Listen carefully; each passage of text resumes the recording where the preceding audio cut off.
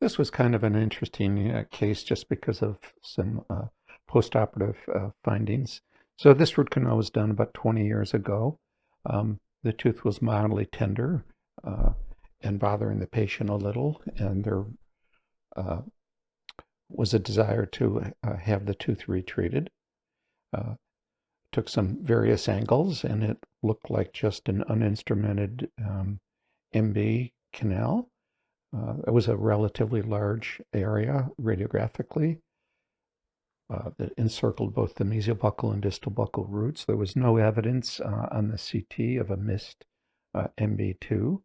So we got the patient numb and went ahead and made our access. We decided to retreat all three roots. So we made the access, removed the gutta percha, tried to keep the access as small as possible. The patient believes the root canal was done by an endodontist. So we made an assumption that there was an incomplete fill on the mesiobuccal root and what was apparently either a ledge or a completely calcified canal. So as we go in, we take the gutta percha out. We cleaned it up a little bit with the ball ultrasonic and tried to get our bearings and find the MB1 canal. So we did this dry, then followed with wet, just to find out anatomically where we actually were in the tooth. After cleaning it up, we got a better sense of where the canals were, and we removed the gutta percha in all the canals just using our normal chloroform and irrigation.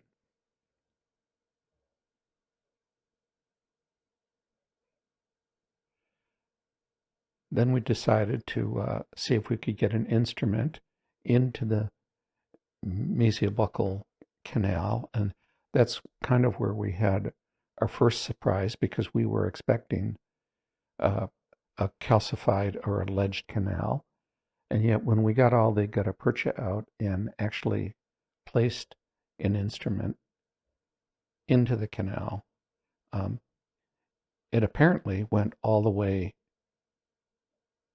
to the terminus of the root, and I'd spent quite a bit of time instrumenting that canal,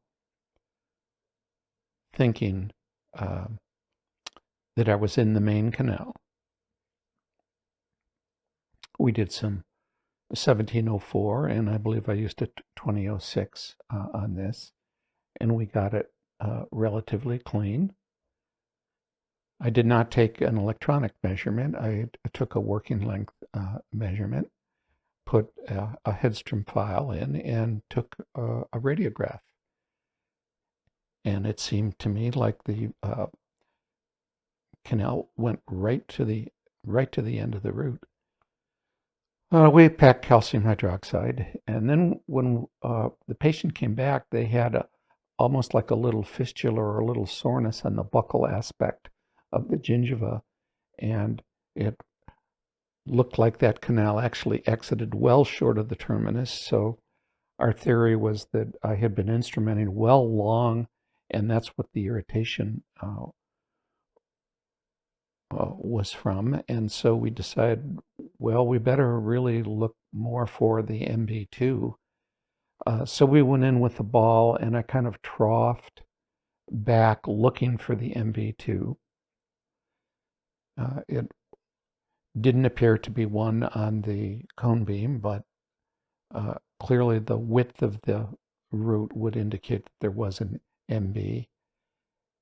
And actually, as I was able to clean this up, although it's hard to see here, there was an MB2 uh, right next to the large MB1. It was just a very little black dot that we were able to see, and I was able to gradually work my way down and get into that canal.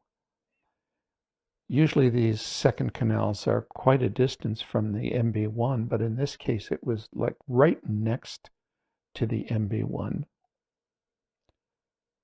There you can kind of see it. This is after I've packed the MB1 with gutta percha, and that black dot really is the MB2 after it's been instrumented with some hand files in a 1704.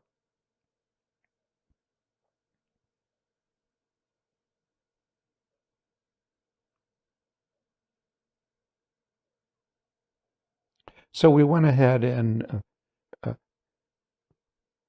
finished instrumenting it. I did do a gentle wave in this case at the first visit, so thinking that might help me with locating it.